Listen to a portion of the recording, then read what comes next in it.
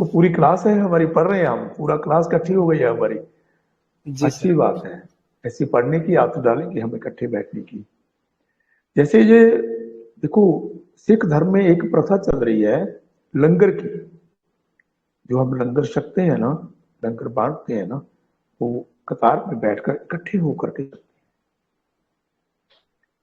हमारे गुरुओं की भी शिक्षा है कि बांट के छकना, बांट के छकना, सबको बांट देना है जो आपके पास है, फिर छकना, उसका आनंद अलग होता है। ये जो छोटी छोटी बातें मैं आपके साथ शेयर कर रहा हूँ, ये मेरा अपना एक्सपीरियंस है। अगर आपको कभी ठीक लगे तो इसको यूज करके देखना। ये पक्की बात नहीं है कि काम आ जाए, अगर काम आ जाए तो जरूर यूज करना। मेरे को लगता है अगर पेशेंट की ऐसी स्थिति में आएगा तो डेफिनेटली ये चीजें अचूक हो जाएंगी, डेफिनेटली लगेंगी, 100% लगेंगी। और मैंने बहुत बार लगाया इसको, ये मेरा अपना पक्का तजर्बा है। तो नेक्स्ट काम में हम पेशेंट देख रहे हैं।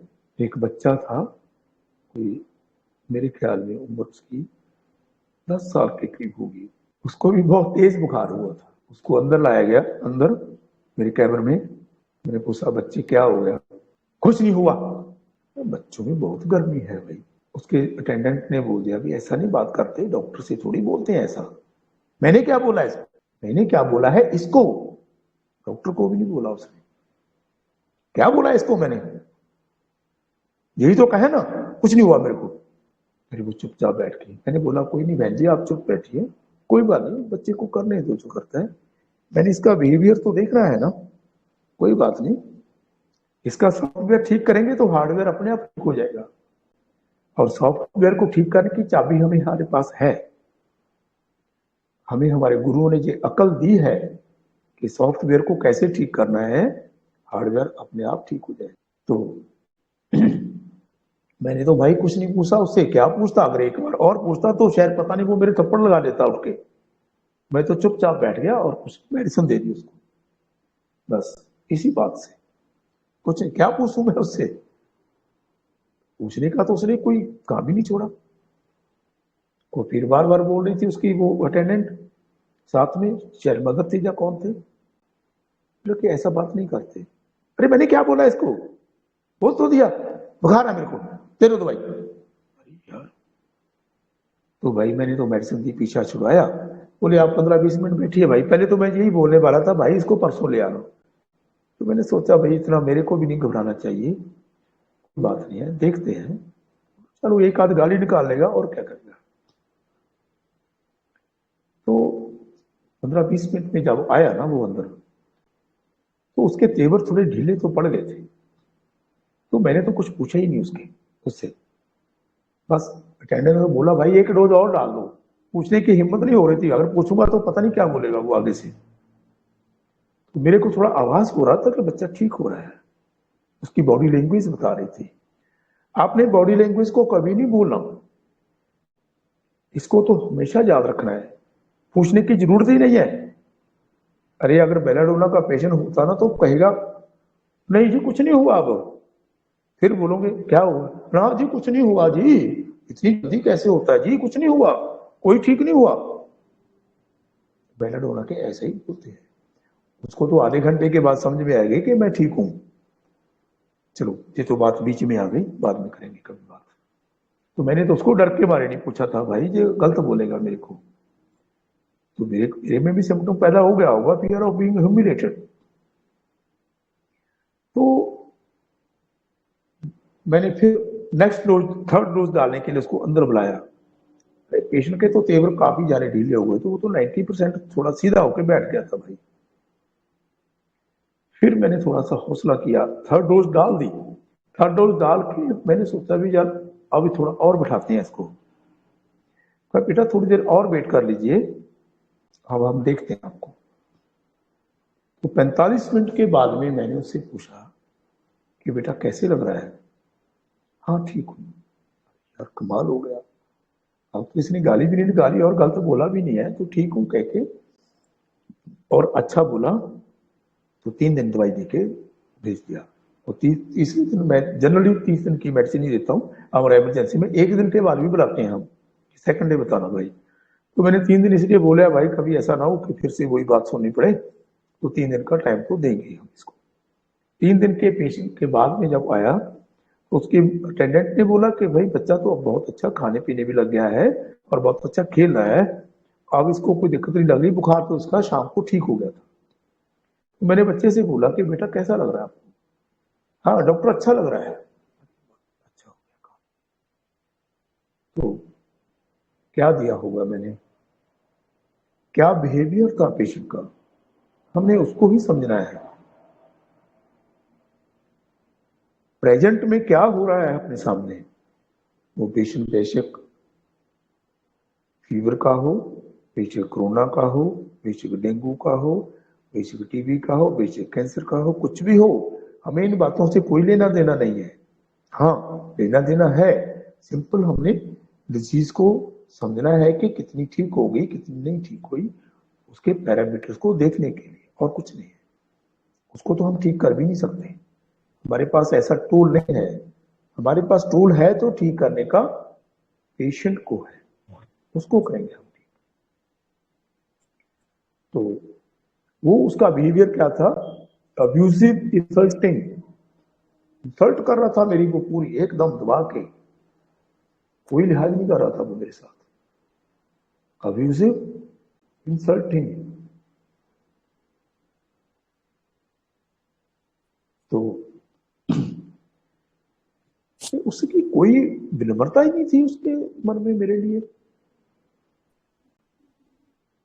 तो मैंने एक और लिख लिया, reverence, reverence for those around him back off, reverence for those around him lack of.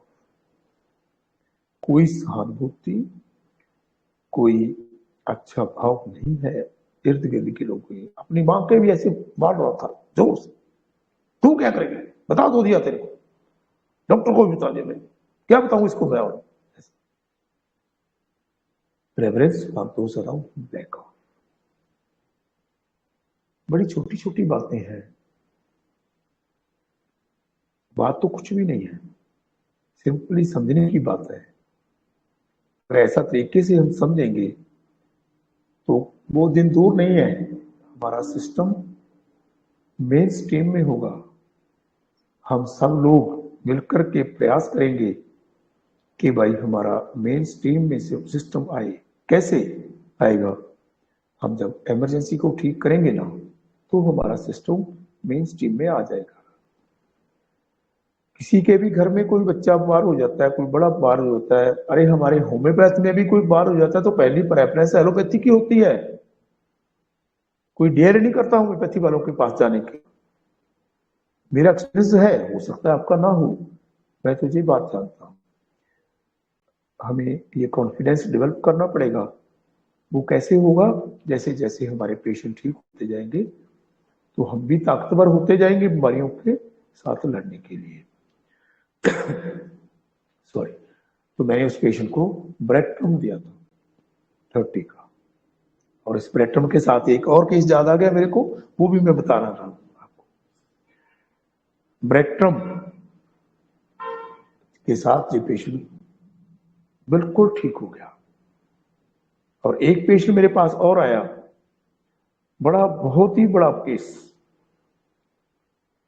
चलो मेडिसिन तो मैंने आपको पहले ही बता दी, जैसे मैं मैक्सिमम का पहले ही बता चुका था आपको। सेकंड केस मेरे याद आ गया तो मैंने वो भी बताया आपको। अब इसका भी मेरे दिमाग में आ गई बात कि बहुत सालों की बात है, 3-4 साल से ज्यादा की बात हो गई। उस टाइम में बहुत ही ज्यादा डेंगू फैल रखा था, 150-150, 200 पेशेंट डेली के होते थे। और पेशेंट हमें भी क्लिनिक के अंदर घुसने नहीं देते थे, उसको उनको पता ही नहीं था कि ये डॉक्टर है या कौन है। तो उस समय में एक पेशेंट मेरे पास आया, उसका प्लेटलेट्स काउंट इतना कम था कि मेरा तो देखते ही रोंगटे खड़े हो गए। 4000 प्लेटलेट्स काउंट था उसका। ये केस मैंने पहले भी कहीं डिस्कस किया हुआ है। और द इंटरनेशनल, ब्रिटिश इंटरनेशनल शायद होम्योपैथ का कोई वो मैगजीन भी है, उसमें भी छपा था एक बार, लंदन का। तो वो केस मैंने जब देखा तो उसका टीएलसी लेवल भी बहुत ही कम था, शायद 1100 के करीब था, मेरे अब पूरा याद नहीं है। प्लेटलेट्स काउंट उनका 4000 था और एचपी भी काफी डाउन था उसका, और इतनी बुरी हालत में पेशेंट को मेरे उसको पहले इमरजेंसी में उसमें सिविल हॉस्पिटल में दिखाया गया, वहां से उसको रेफर कर दिया डीएमसी के लिए पर वो डीएमसी नहीं गए, वो हमारे अगले सिविल हॉस्पिटल, बड़े हॉस्पिटल में चले गए, वहां से भी उसको रेफर कर दिया। और पहले तो हमारे शहर से किया था, फिर हमारे डिस्ट्रिक्ट शहर में वो बड़ा हॉस्पिटल था, उसमें से भी उसको रेफर कर दिया। तो उसके बाद वो हमारे शहर में एक बहुत अच्छे, बहुत ही बड़े नामी डॉक्टर हैं, उनके पास गए, तो उनने भी वहां उनको देखते ही बाहर से ही मोड़ दिया कि भाई इसको तो फटाफट लेकर जाओ, ये तो अगला शहर भी नहीं टपेगा, पहले भी इसकी मौत हो सकती है, जल्दी ले जाओ। वो पेशेंट और डर गए। उन्होंने बार बार अपने रिलेटिव्स को फोन कर दिया कि भाई इतनी इतनी बड़ी इमरजेंसी आ गई है, कोई जो 10,000, 5,000, 10-20,000 इकट्ठे करके पैसे भी ले आओ। उनके पास पैसे नहीं थे बेचारे के पास, इतना वो सक्षम नहीं था, और उस टाइम में उनके पास वैसे भी पैसे नहीं थे, क्योंकि वो तो ट्रीटमेंट लेने के लिए ही आए थे, उनको पता नहीं था कि हम इतनी इमरजेंसी में आ जाएंगे। तो कम से कम 8-10 कारें उसके साथ आ गई, उसके अंदर आते ही तो पहले ही फोन कर दिया, जब उनको वहां से रेफर कर दिया था, ये बोल के कि ये आगे का शहर नहीं जाएगा। तो वो पेशेंट के साथ उसकी वाइफ, उसके बच्चे, उसका और रिलेटिव मेरे साथ आए। अंदर आया जब, तो ऐसी बहुत ही बुरी कंडीशन में था, लेकिन बोला सर मैं कुछ नहीं समझता इस बीमारी को, बोल ऐसे रहा था, सर कोई बात ही नहीं है, ऐसे ही घबरा रहे हैं जी लोग। तो ऐसे से देख रहा था, मैंने सोचा कि ये कुछ कहना चाह रहा है। तो उसकी वाइफ फटाफट रो रही थी, बोल रही थी सर अब ये ठीक तो हो जाएंगे ना, सर ठीक तो हो जाएंगे ना। बच्चे भी ऐसे, मेरे पापा ठीक हो जाएंगे, मेरे पापा ठीक हो जाएंगे। अरे वो बातें मेरे को डिस्टर्ब कर रही थी, मैं पेशेंट को समझने में थोड़ा मेरे को दिक्कत आने लगी। तो मैंने उनको बोला कि आप प्लीज 5 मिनट के लिए बाहर बैठ जाइए, सर प्लीज बता दो ना कि ठीक हो जाएंगे कि नहीं हो जाएंगे, क्या करें, हम कैसे जाएंगे, मेरे को सिर्फ 5 मिनट दे दीजिए आप, बस उसके बाद बताऊंगा मैं। वो बड़ी मुश्किल से मैंने अपने अटेंडेंट को बोला भाई इनको बाहर बैठाओ जरा, वो बाहर भी नहीं जा रहे थे उसको छोड़ के। तो आप इसको इमेजिन करके देखिए कि वो कैसी स्थिति होगी, ऐसी ग्रेव कंडीशन में कैसे मैनेज कर सकते हैं हम। अगर हम कंडीशन से घबराएंगे तो कुछ नहीं कर पाएंगे। हाँ बोल दो, मैंने पेशेंट से पूछा कि भाई अब तो मेरे को बताओ ना बात क्या है। सर मेरे को मरने का डर नहीं है। अरे भाई किस बात का डर है आपको? सर मरने का डर नहीं है। और क्या? सर मेरे को तो HIV का केस है, मैं HIV पॉजिटिव हूं, अगर मेरे को डीएमसी ले गए तो वहां पर वो टेस्ट करेंगे तो सबको पता चल जाएगा, मेरा क्या होगा, मैं तो कहीं का नहीं रहूंगा ना। अरे सर ऐसी कोई दवाई दे दो, मैं ठीक हूं या ना, इसकी परवाह नहीं है मेरे को, बस वहां नहीं जाने दो मेरे को, यहीं बैठा लो, अगर मैं मर भी जाऊंगा तो कोई बात नहीं, बस मेरी पोजीशन खराब नहीं होनी चाहिए। मेरे बच्चे परिवार वाले कैसे जिएंगे, मैं तो बर्बाद हो जाऊंगा इस बात से, इससे तो मैं खत्म ही हो गया हूं, मैं तो कहीं का नहीं रहा इस बात से।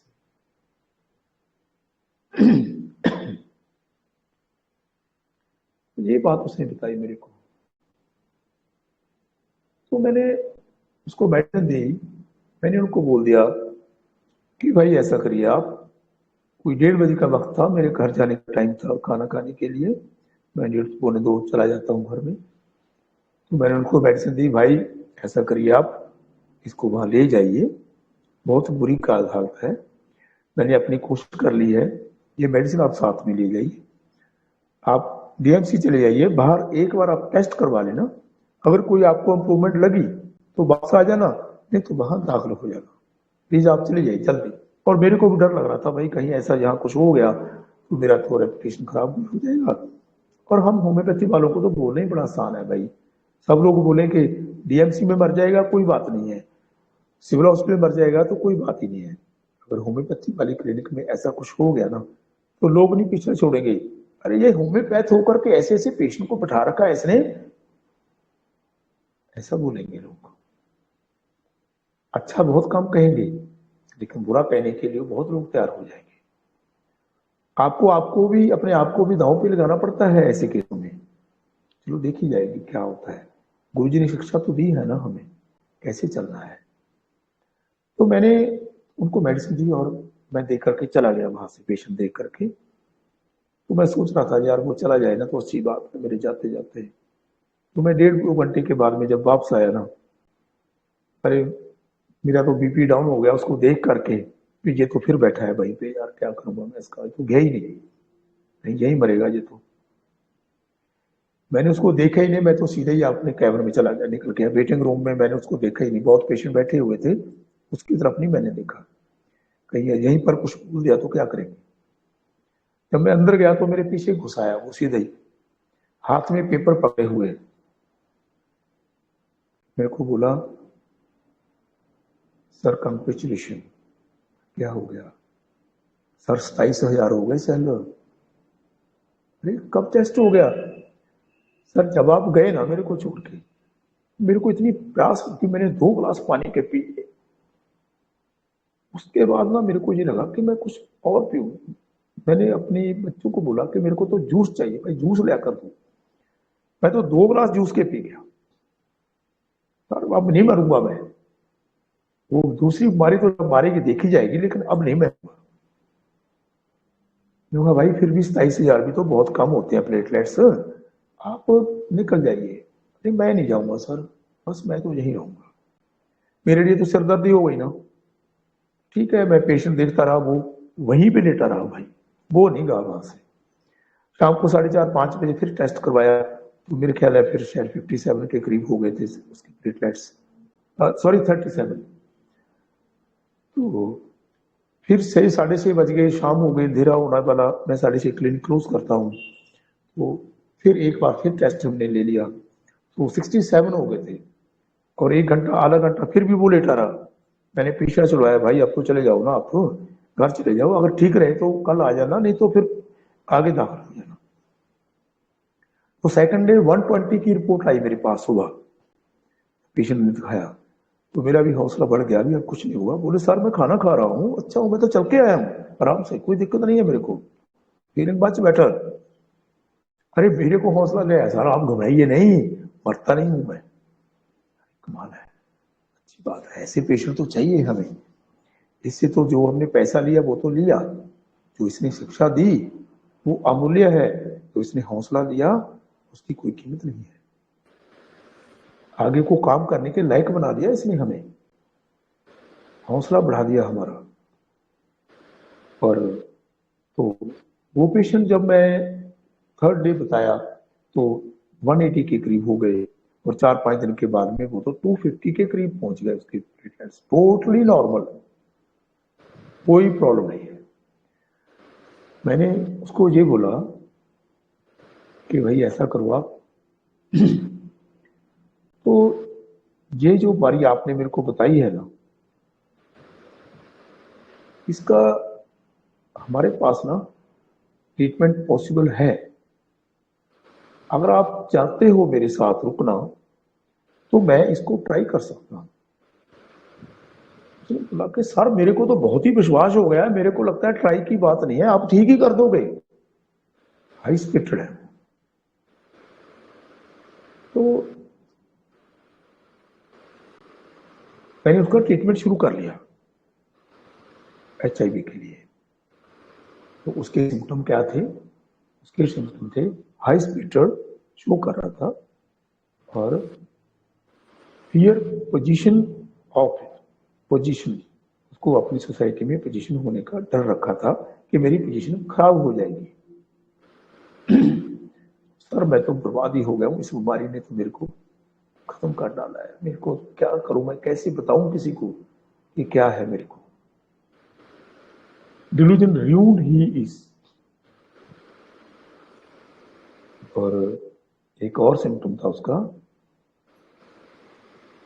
वो मेरे अब याद नहीं है। हाई स्पीड तो मैंने बताई दिया आपको। एक और सिम्टम मेरे अब याद नहीं है पूरा उसका क्या था। तो उसको ब्रेटरम मालूम किया था मैंने। वो केस बहुत मशहूर हुआ ब्रिटिश उसमें जनरल में भी छपा था। बहुत अच्छा रिस्पॉन्स रहा उसका। मेरे पास वो 1.5-2 साल 2.5 साल आता रहा। हर बार टेस्ट करवाता रहा, 2-3 महीने में, 4 महीने में। जब वो टेस्ट आते रहे, उसका वायरस लोड काफी डाउन होता रहा। अब जब पिछले 1 महीने की बात होगी शायद, 20 दिन की, मेरे क्लिनिक का रेनोवेशन चल रहा था, कलर वगैरह कर रहे थे हम। तो बहुत ही ऐसे टेस्ट वगैरह पड़े थे, लोगों के टेस्ट वगैरह काफी इतना बड़ा तबाह हो गया था। मैंने सोचा यार गंदगी पड़ी है, चलो इसको भी फेंक देते हैं। तो मैंने सब टेस्ट जला दिए। मैं कहीं बाहर पेशेंट देख रहा था, एक मेरे पास फोन कॉल आई कि एक औरत बोल रही थी कि सर मुबारक बात देनी है आपको। मैं क्या, किस बात की भाई, आपने पहचान लिया मेरे को?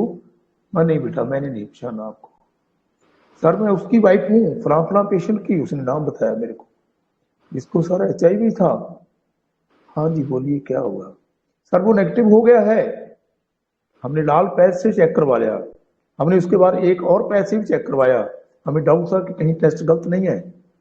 तो वो दोनों टेस्ट में उसकी रिपोर्ट टोटली नेगेटिव और वायरस लोड अंडर उसमें आ गया, नॉर्मल में। ये बड़ा कमाल का केस देखा। और दुर्भाग्य है मेरा कि भाई वो टेस्ट अब मेरे पास नहीं है। मैंने उस पेशेंट को बोला हुआ है कि अगर कोई आपके घर में कोई 2-4 टेस्ट पड़े होंगे तो मेरे को दे जाना प्लीज। पॉजिटिव के नहीं है, नेगेटिव के तो हैं, लेकिन मैं इसको दुर्भाग्य समझता हूँ। अगर वो पेशेंट के टेस्ट मेरे पास होते तो मैं आप सबको दिखाता, हम अपने प्रोफेशन को देते ये जो देन सेगर साहब ने हमें दी है। चलो कोई बात नहीं है, परमात्मा की नजर में हम सच्चे हैं, हमने अच्छा किया। उसकी रिकॉर्डिंग मेरे पास है, उसकी वाइफ की, जो उसने बोला सर मुबारकबाद देना है आपको, हमारा पेशेंट नेगेटिव हो गया। जो इतने आशीर्वाद दे रहे थे वो जो मेरे पास और भी डॉक्टर बैठे हुए थे, ये बातें उन्होंने भी सुनी थी। तो ये ब्रेटरम का केस बीच में मेरे साथ याद आ गया मेरे को, उस केस के साथ साथ ब्रेटरम के साथ। ऐसे और 2-4 केस हैं, लेकिन फिर कभी डिस्कस करेंगे। तो पेशेंट बिल्कुल ही ठीक हो गया। और ये 5वां केस है नेगेटिव, जो HIV का नेगेटिव हो गया।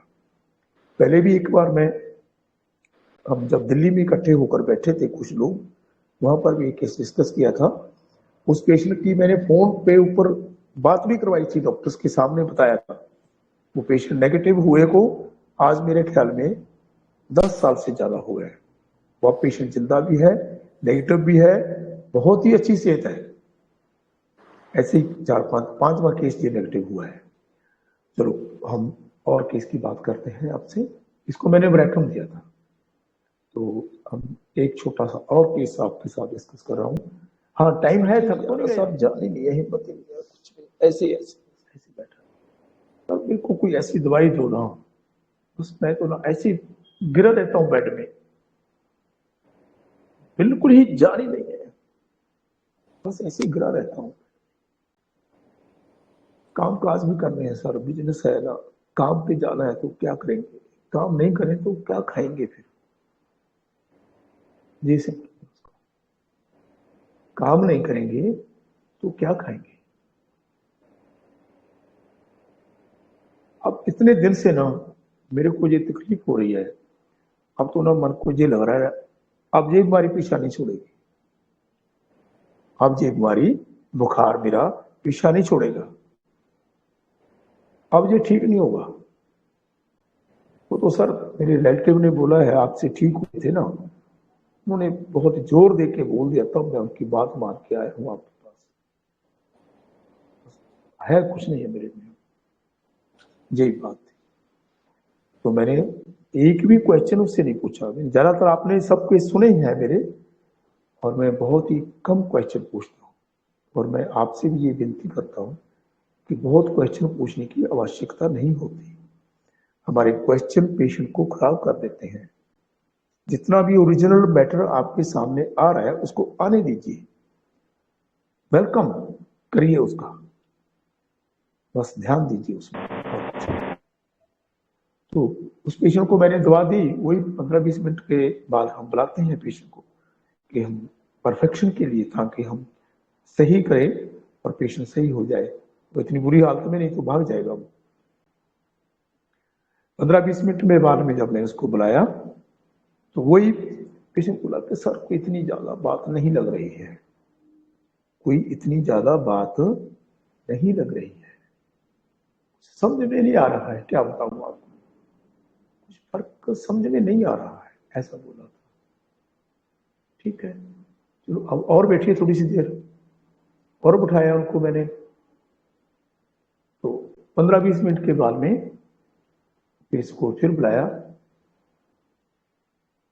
फिर उसने बोला कि हाँ सर थोड़ा ठीक लग रहा है, अब थोड़ा ठीक हो रहा है। तो अभी बाहर भी वो लेटा ही हुआ था, मेरे पास कुछ लेटने का भी इंतजाम किया हुआ है, बाहर थोड़ा लेटा ही हुआ था। बोला कि सर अब थोड़ा सा लग रहा है कि मैं बैठ सकता हूँ थोड़ा। वो 30-35 मिनट के बाद में जब थर्ड डोज डाली तो पेशेंट काफी अच्छा फील करके महसूस कर रहा था। मैंने उसको भेजा और तीसरे दिन फिर से बुलाया। वो पेशेंट एक ही डोज से बिल्कुल ठीक हो गया। 5-6 दिन की मेडिसिन दी बाद में भी फिर, और साइक्लिक ही देते हैं जनरली, इससे बिल्कुल ठीक हो गया। तो बात तो समझने की है, क्या कर रहा है इसे, ये क्या है, ये बॉडी लैंग्वेज क्या दिखाती है हमें, क्या बता रही है कि क्या हो रहा है। हमें गुरुओं ने बता दिया है कि भाई इसको टॉर्पर बोलते हैं, गुरुजी ने पढ़ाया हुआ है, समझाया है उन्हें हमें। बस बात यही है कि भूलना नहीं है, चूक नहीं करनी पेशेंट को समझने में। वो टॉर्पर है उसका, सर ये ठीक नहीं होने वाला, लगता नहीं है कि ठीक हो जाऊंगा। अरे अक्सर ऐसा बोलते हैं पेशेंट हमारे पास, ऐसा ही बोलते हैं। ये हमारे पास कुछ एक्सप्रेशंस हैं पेशेंट के, उसी एक्सप्रेशंस में पेशेंट बात करते हैं, बस इधर उधर हो जाते हैं। कोई पेशेंट कोई एक्सप्रेशन को दिखाता है, कोई पेशेंट किसको दिखाता है। Law of individualisation prevails everywhere. बस हमने तो देखना है क्या हो रहा है, एक्सप्रेशन को समझना आ गया ना, बस फिर पेशेंट कोई भी हो, भेज को वो हिंदी हो, मराठी हो, ऑस्ट्रेलियन हो, इंग्लैंड का हो, कहीं का भी हो, भाई भाषा समझ में आए या ना आए, हम उसको ठीक करने में सक्षम हो पाएंगे।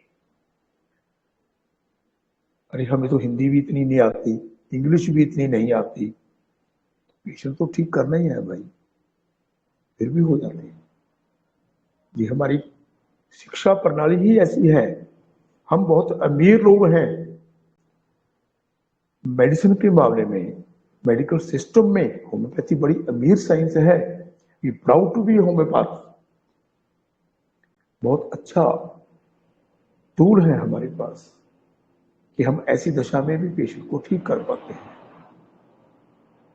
तो दैट्स द रिकवरी ऑफ, लगता है कि भाई अब ठीक नहीं हो पाऊंगा मैं, इतना ठीक नहीं हो पाऊंगा मैं, इतने दूर हो गए बुखार को, जान ही नहीं बची है उसमें, काम की चिंता हो रही है, काम कैसे कर पाऊंगा, एंग्जाइटी, बिजनेस अबाउट, सीधी सादी बातें हैं भाई, कोई बहुत बड़ी बातें नहीं है, बस बिल्कुल ही सीधी सादी बातें, सिंपल। बस पढ़ा रहता हूँ, मैं डेजर्टूर में नहीं,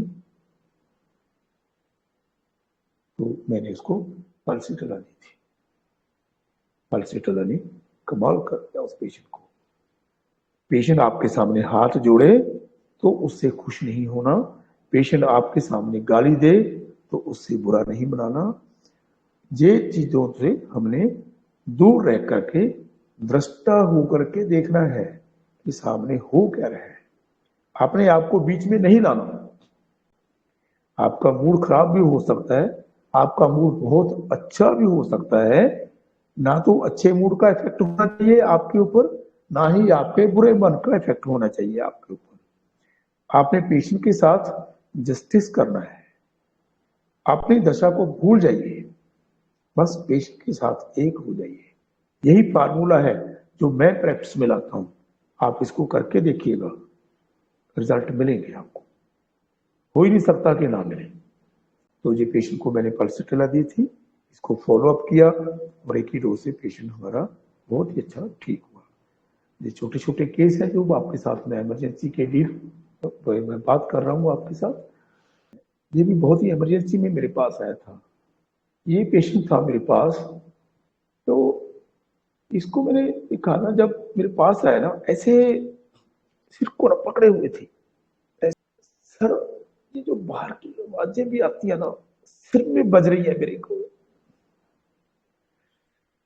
मेरी जान निकल जाती है इस आवाज से। ये कारें निकलती है, हॉर्न बजते है ना, मसला मेरे को अंदर से टॉर्चर करती है ये बातें। ओह, टॉर्चर करती है मेरे को ये बात। छोटी सी आवाज सिर में बजती है मेरे। इतना ब्लड प्रेशर है ना मेरे को, रहता है ना, कभी कभी तो 190 पे ऊपर चला जाता है। तो और सब ठीक तो हो ही जाएंगे। मैंने सुना है कि आप ऐसे कुछ केसों को भी ठीक कर देते हो ना, तो हाँ, लगता तो है कि मैं ठीक हो जाऊंगा, पर पहले ये ठीक करिए आप।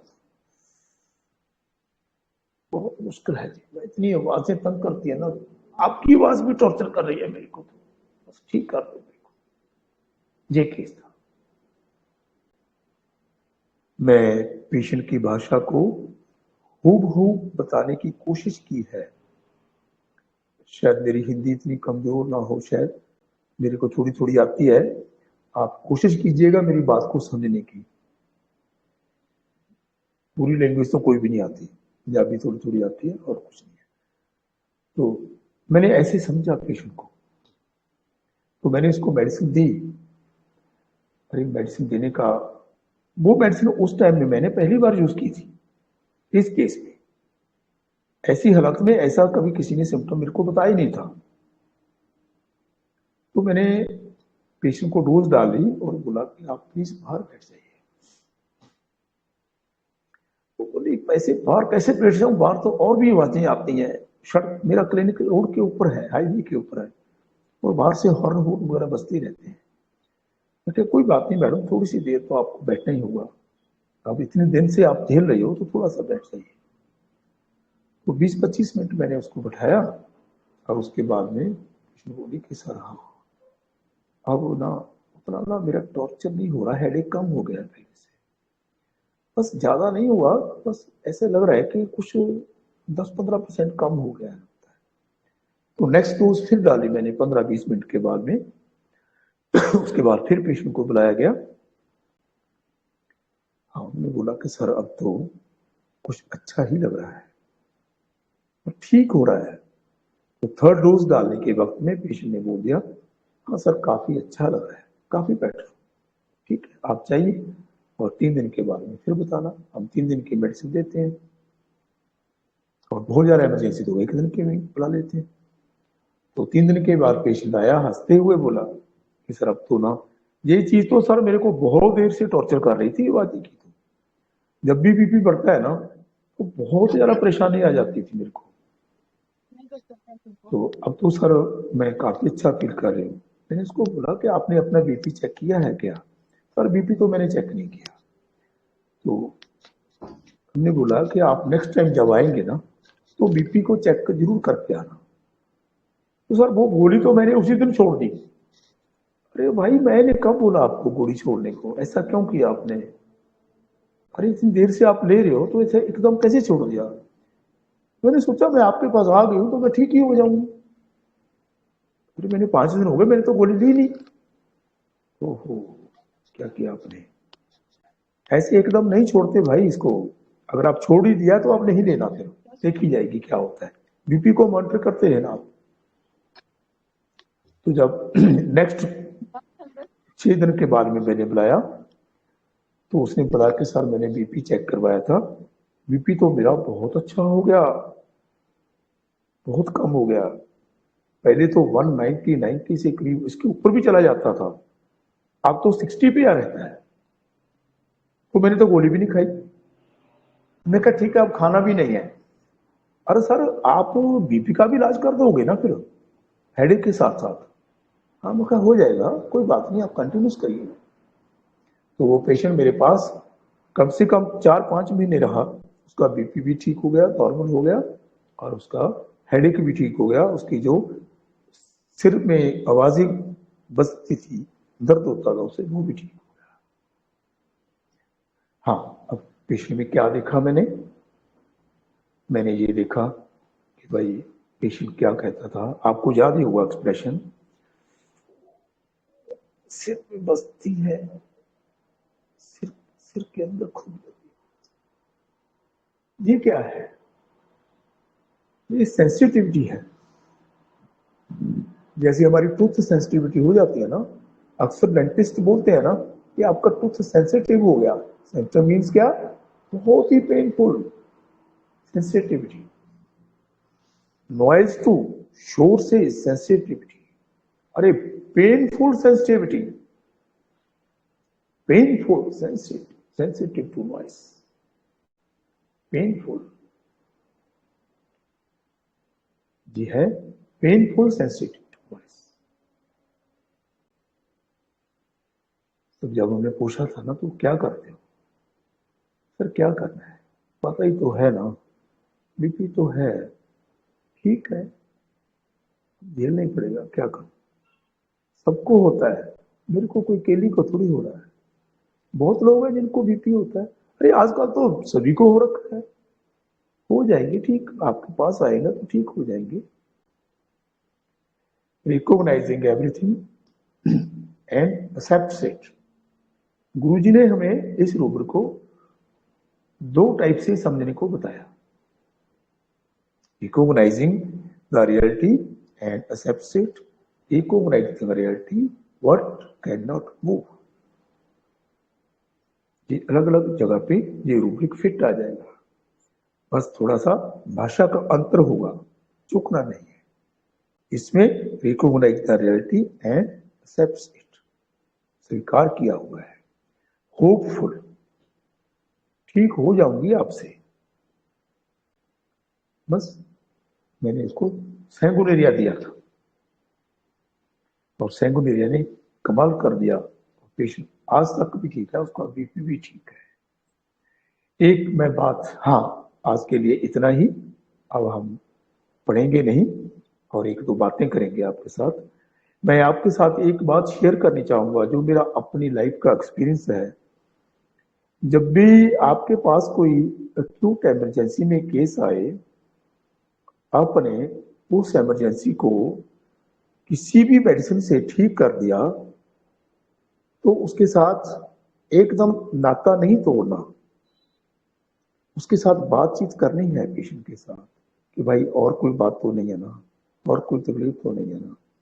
कोई पेशेंट बोलेगा सर बीपी तो बहुत देर से रहता है, कोई बोलेगा सर शुगर तो बहुत देर से रहती है, कोई बोलेगा सर ये फला बीमारी बहुत देर से रहती है, कोई बोलेगा सर और कोई बीमारी नहीं थी उसको ना आने दो, और जिसको कोई और बीमारी है उसको बोलो अगर आप चाहते हैं तो होम्योपैथी इसका भी इलाज कर सकती है। तो पेशेंट को बुलाइए, ये नहीं है कि आप अपने मतलब के लिए बुला रहे हैं, इसमें उसका भी मतलब हो जाएगा, इसमें तीनों का मतलब सिद्ध हो जाएगा। पेशेंट का मतलब सिद्ध हो जाएगा, वो ठीक हो जाएगा, आपका मतलब सिद्ध हो जाएगा, आपको इनकम होगी, और प्रोफेशन का मतलब सिद्ध हो जाएगा, प्रोफेशन में परफेक्शन आ जाएगी। हमने तीनों बातों को ख्याल में रखना है। तो उनको बोलना है कि भाई हम इसका भी ट्रीटमेंट कर सकते हैं, पॉसिबिलिटी है, अगर आप चाहो तो चल सकते हो। अगर दोनों में से पेशेंट आपके पास आते हैं तो उनको कोई भी मेडिसिन ना दो, साइक्लिक पे रखो, जब तक पेशेंट बेटर चलता है। और उसमें से आपके पास 70% के केस ऐसे हो जाएंगे जो उसी मेडिसिन के क्रॉनिसिटी भी ठीक हो जाएगी। ये मेरा आपके साथ एक छोटी सी विनती है कि आप ऐसा करके देखें, और कभी भी भाषा के पीछे नहीं जाना, भाव को समझना है बस। भाव को समझेंगे तो धोखा नहीं खाओगे, प्लीज ऐसा ही करना है। आज के लिए इतना ही। और कोई छोटी मोटी बातें जो मैंने की आपके साथ, बहुत ही छोटी छोटी बातें हैं जो हम अक्सर इनको नेग्लेक्ट कर जाते हैं। बस इनको जरा ध्यान में रखना, और ध्यान में रखते हुए आगे बढ़ना है। हमने भी बढ़ना है, हमने सिस्टम को भी बढ़ाना है, हमने अपने दोस्तों को ही आगे बढ़ाना है। आज के लिए इतना ही। अब इजाजत है। बहुत बढ़िया। मेरे पास शब्द नहीं है कि कितना अच्छा सीखा हमने, कितना सारा सीखा, और इस लेक्चर को बार बार सुनना होगा हमें। बहुत अच्छा इतना अच्छा प्लेटफॉर्म डॉक्टर अशोक उपाध्याय ने दिया है ना, इस पे तो हर कोई गदगद हो रहा है। रियली हर किसी को नॉलेज बांट रहे हैं। आ जाओ ले जाओ, आ जाओ ले जाओ। जो लाइन में नहीं लगेंगे वो पिछड़ जाएंगे। ये बहुत बड़ा जगह है, ये जो लोग इन लोगों ने चला रखा है ना, ये ज्ञान का जगह है। अरे इनको क्या लेना देना पड़ा है, इसको इनको क्या जरूरत है इतना अपने जोखिम झालना, इतना काम करना। लोगों के लिए करते हैं, हम सबके लिए हो रहा है ना। होम्योपैथी के सिस्टम के लिए हम काम करें तभी ये अग्रसर होगी। अब हो क्या रहा है, mostly people have put them before homeopathy, they have put themselves before this cart of homeopathy. उसको रोक लिया, आप आगे खड़ गए। बिल्कुल, यू आर राइट। इस होम्योपैथी का जो ये मुजस्समा है, इसको हमने आगे रखना, आप पीछे। बिल्कुल सही बात। हम आगे खड़े हो गए, इसका हमने ब्लॉक कर दिया सारा रास्ता। मैं तो सैनी साहब, मैं तो ये कहूंगा कि डॉक्टर अशोक उपाध्याय जैसे लोगों को हमारी आगे वाली पीढ़ियां याद करेंगी, इनकी मेहनत को। इतना अच्छा काम कर रहे हैं लोगों के लिए, बहुत बढ़िया काम। सच में मैं तो ऐसे बैठा था भाई, पेशेंट को सब लोग ही देखते हैं, मैं भी देख देता हूँ। तो इन्होंने इतनी अच्छी बातें जो हम कर रहे हैं, किसी को ज्ञान देना सबसे बड़ा दान होता है। सबसे बड़ा ये जो लोग ये काम कर रहे हैं ना, really I appreciate him from my heart. जो नॉलेज की डिसेमिनेशन है ना, वो तो सबसे बड़ा प्रसाद है। कुछ सही बात है, होती है, बढ़ती है। जितना आप इसको आगे बढ़ाओगे, शेयर करोगे, उतनी ही ज्यादा बढ़ेगी। नेटवर्किंग है ये। सही बात है सर, सही बात है। हाँ, सब कुछ रिफाइन हो जाता है। बिल्कुल ठीक है सर। Thank you sir. तो सर अगली बार जल्दी मिलने के प्रॉमिस के साथ क्लास को खत्म नहीं कर रहे हैं, क्लास को होल्ड कर रहे हैं। अगली बार फिर हम शुरू करेंगे। तो मैं कोशिश करूंगा, में डाल दो।